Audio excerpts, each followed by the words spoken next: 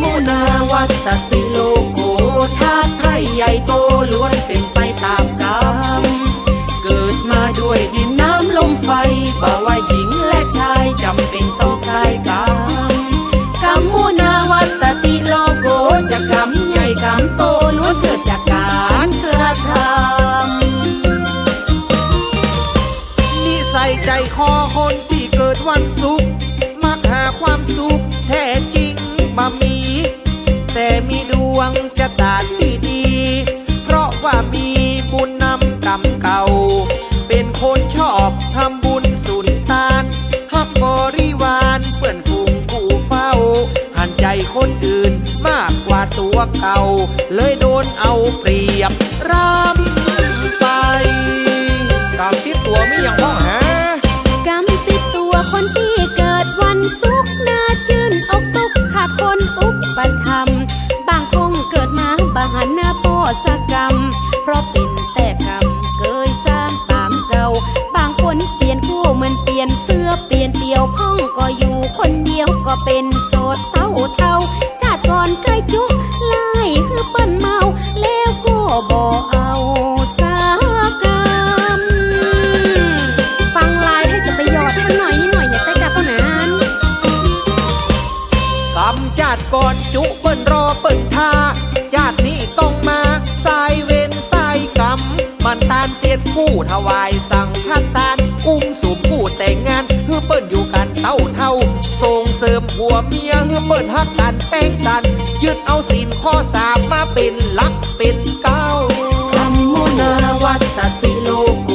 ธาตุไทยใหญ่โตล้วนเป็นไปตามกรรมเกิดมาด้วยดินน้ำลมไฟบ่ว่าหญิงและชายจำเป็นต้องสายกรรมกัมมุนาวัตติโลโกจะกรรมใหญ่กรรมโตล้วนเกิดจากการกระทำ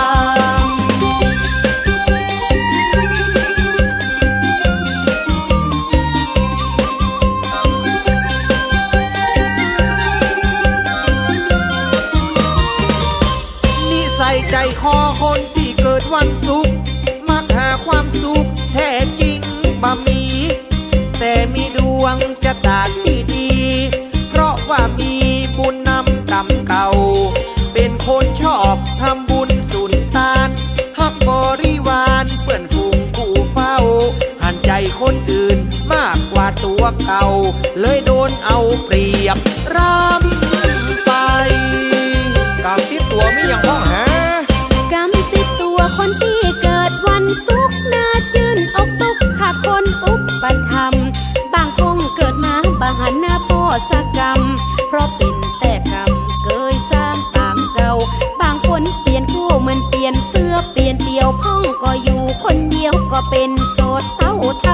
ชาติก่อนเคยจุกไล่คือเปิ้นเมาแล้วก็บ่เอาสากรรม